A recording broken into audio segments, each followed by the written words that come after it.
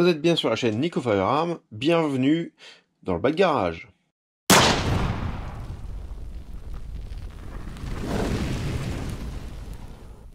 Aujourd'hui, nous allons recharger avec ces ogives que j'ai faites, avec le moule de chez MP Mold. Je vous mets la vidéo dans l'angle là, et vous pourrez aller voir donc ce moule. Et là, vous voyez, ce sont les hollow points profondes en fait, ce qu'il va y avoir de plus profond dans ce moule.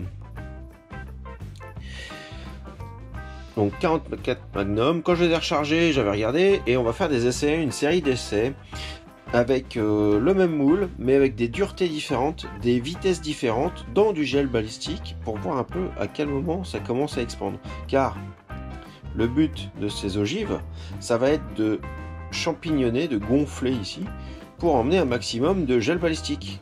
On va pas froisser tout le monde, on va dire gel balistique, mais vous aurez tous compris qu'on parle de sanglier malade. Car le 44 Magnum est utilisé, comme tout le monde le sait, à la chasse. Aujourd'hui, on va recharger avec une certaine dose de poudre ces ogives. Donc, on va commencer par regarder le poids. Alors, le poids dépend de plein de choses, de la forme de la balle, donc du volume de plomb, mais aussi de l'alliage de plomb. Plus le plomb va être pur, plus il va être mou et plus il va être lourd. Moi, j'ai un plomb qui est à 8 BHN, donc Brinell, ce qui fait qu'il y a un léger mélange, mais bon, moi j'appelle ça du plomb pur parce que c'est ce que je récupère, et on est à 245 grains.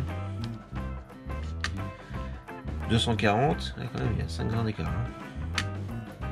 245, 243, 245. On est plutôt vers 245, donc je vais partir sur une base de 245.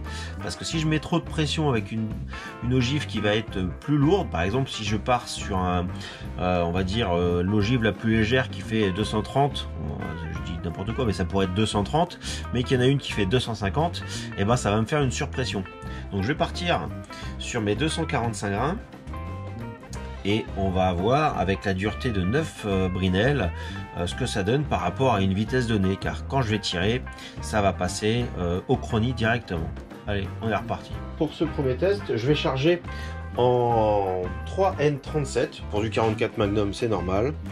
J'ai évasé légèrement les étuis et on va être à 12 grains 5. On est plutôt on est plutôt dans le bas de la table.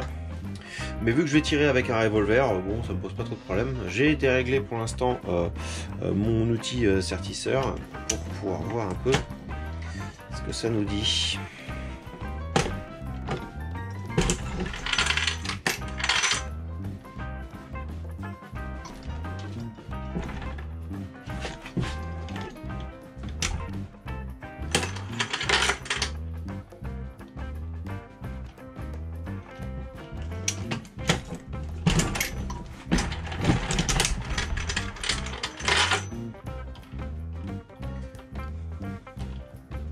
Alors, la première est un peu sacrifiée forcément parce que ça coince. La deuxième, on va la mesurer, mais elle me paraît plutôt pas mal. Il va falloir que je me fasse un poussoir spécifique. Mais sinon, au niveau longueur et tout, ça me paraît plutôt correct. Propre. Allez hop, go. On continue voir cette expansion.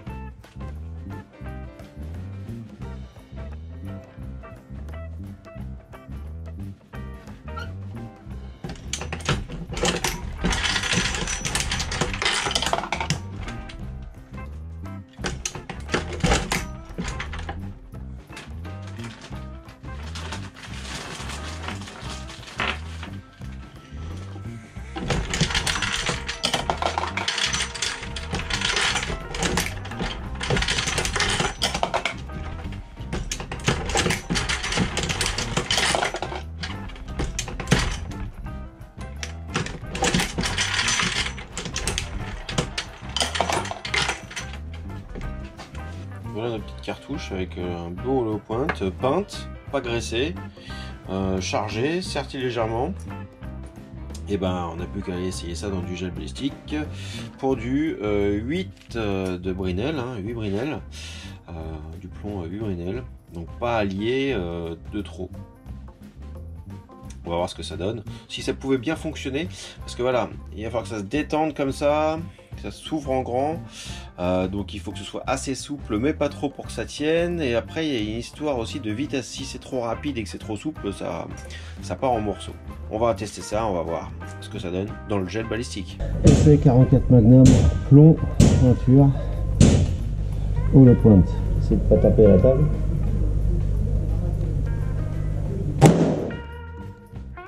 Je crois qu'elle est ressortie au-dessus. C'est possible, hein. Si tu tiens plus bas pour les autres.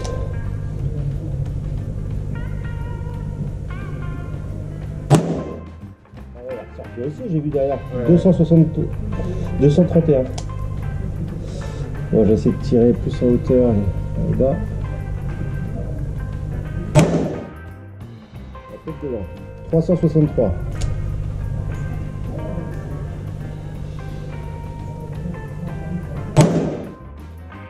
368.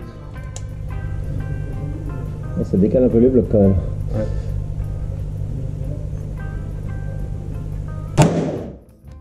400. Ça commence à faire beaucoup. On va aller voir ça. Il est bien la Racing Bull. Hein. Ouais. Moi j'en suis super content du mien. J'aime bien.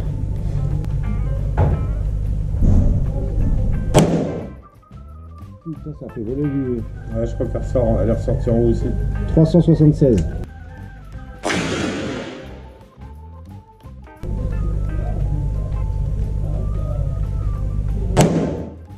je pense qu'elle est dedans. Ouais. 375. C'est chaud ça. 402. 384. Le bloc se décale. Et la dernière. 380. Les cavités que ça a fait, c'est dans les premiers centimètres que ça a fait des putains de cavités. C'est chaud. Bon, on a vu, ça s'est arrêté dans le début. Par contre, ça s'est complètement désintégré. Là, on a la base et on a les pétales en fait qui sont complètement désintégrés. En fait, ça a dû s'ouvrir et la couronne c'est complètement désintégré. Plomb trop souple ou alors trop rapide, mais 400 ça commence à faire.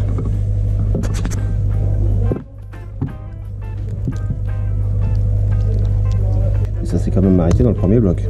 Voilà, ça doit être la plus lente, donc ça a dû commencer à s'expandre comme ça. Ensuite, une un peu plus rapide, donc on voit l'expansion puis la couronne qui s'est détachée. Et après, quand c'est trop rapide, on a toujours le socle, mais tout s'est détaché en petits pétales. Ici, on a encore une couronne entière. Voilà. Retour dans le bloc bureau, donc vous avez vu un petit peu le résultat.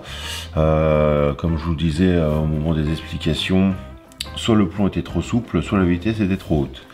Voilà ce qu'on aurait dû avoir, on l'a eu une fois, c'est-à-dire une balle qui s'ouvre complètement et qui laisse un beau champignon. Ça aurait pu être un petit peu séparé, mais là, comme ça, c'est déjà très bien en fait, parce qu'on voit le diamètre, c'est quelque chose d'assez important, donc c'est ce qu'il fallait. Et une fois que ça arrive trop rapide, c'est-à-dire qu'on arrive à ce point-là, mais ça se fait ici, et on a la couronne qui se sépare. Voilà ce que ça a donné. On a le cœur à chaque fois, l'arrière qui lui est complet. Voilà. Champignonné certes, mais après là on a la couronne qui s'est bien détachée et qui s'est complètement repliée sur elle-même. Et celle-ci elle est carrément trop rapide, c'est-à-dire qu'on a toujours l'arrière qui s'est champignonné pareil. Et ça a fait carrément des petits morceaux de plomb qui se sont séparés. Voilà. Bon, après avoir contrôlé dans mon canon, c'est nickel, il n'y a pas de plomb. On voit bien que le cul de la balle est toujours bleu, donc c'est plutôt bon signe, malgré les déformations. La déformation, ça a été fait après dans le gel balistique. Hein.